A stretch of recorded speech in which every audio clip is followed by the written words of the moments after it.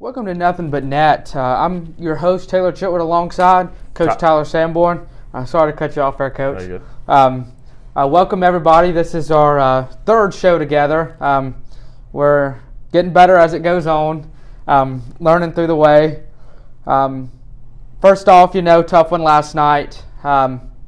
Didn't come out the way we wanted to. Did a lot of good things. Did some things that we talked about in the post-game interview that, need improvement. But again, that's part of the young season, part of the youth on the team. Having to eat up a lot of minutes with other people with injuries and things like that. Take me through that one.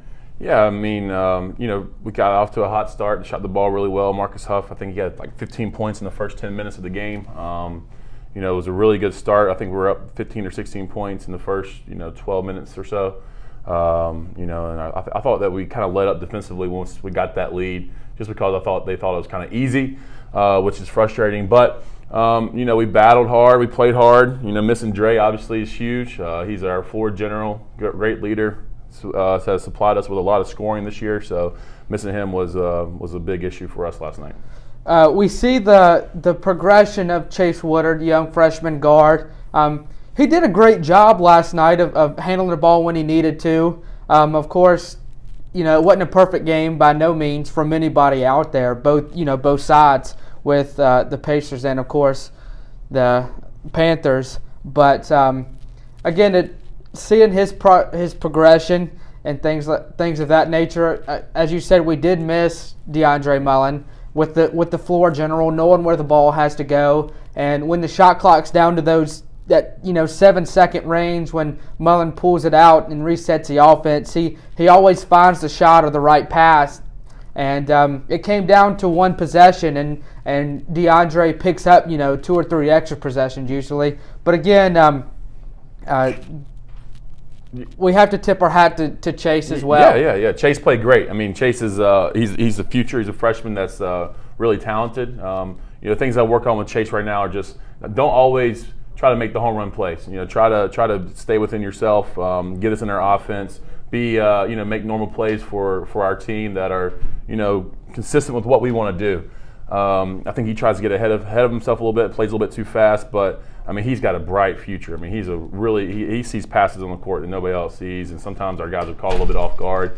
Obviously the scoring gap between him and Dre a little bit different. Chase hasn't had the chance to take that role yet. Be confident in high school. He was a great scorer, so I'm confident that he'll do that in his career here. So I'm excited about his future. I mean, he's talented. I think he had 6 assists last night. So obviously he's very capable of facilitating, and I think he did a great job for us last night, stepping into that role of starting point guard and taking care of the basketball.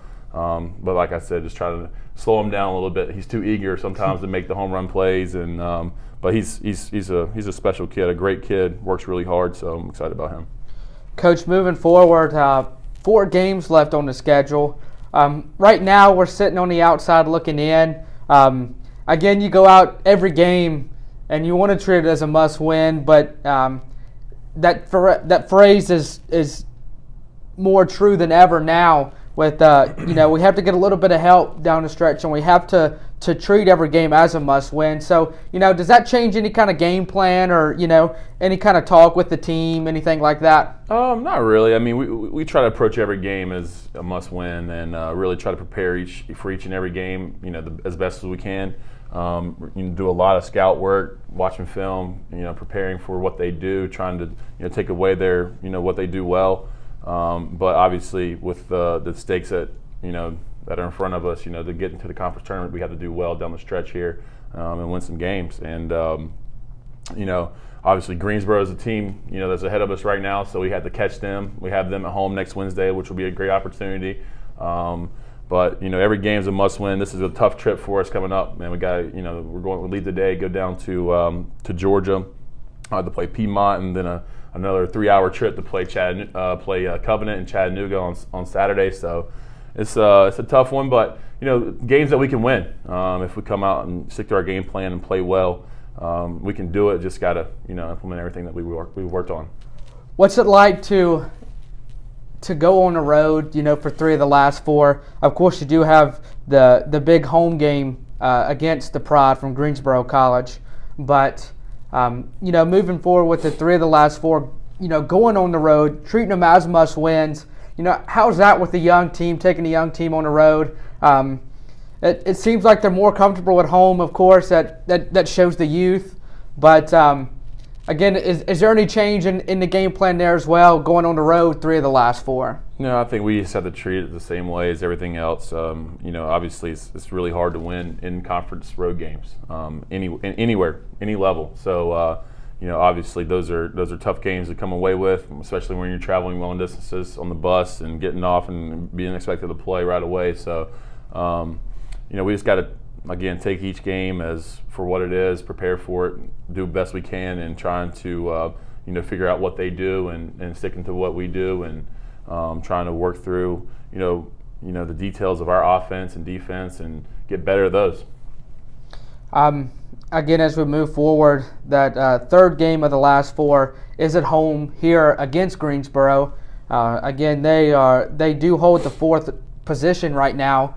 We're in a 2-way tie there with William Peace now in the 5th position, and that could very well flip things with the win against Greensboro. What's it like? I'm sure it's an elephant in the room that coming into that game, of course, taking care of business at Piedmont Covenant. With the implications that game has with the youth that we have, what's it like to explain to them that these are life or death, pretty much. Yeah, it's life or death. Yeah. But don't still play your game. Don't overthink it. Yeah, exactly. Like, that's the biggest thing, is like not to get too amped up for it. I mean, each game is what it is. I mean, obviously we need to win these on the road. It's important. For our season, obviously has huge implications on the conference tournament. But you can't go in and feel that pressure. I really try not to put a lot of pressure on our guys in anything that they do. I want them to understand, like, I want you to play basketball, and I want you guys to get out there and play freely.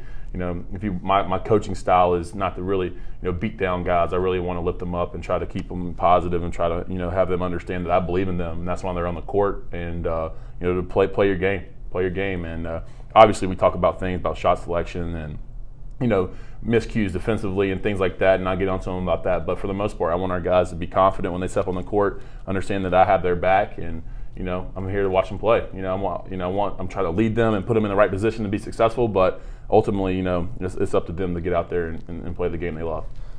Looking at the schedule, before the season takes off, there are 2 games that are circled right away, and that's here against Averett and away against Averett.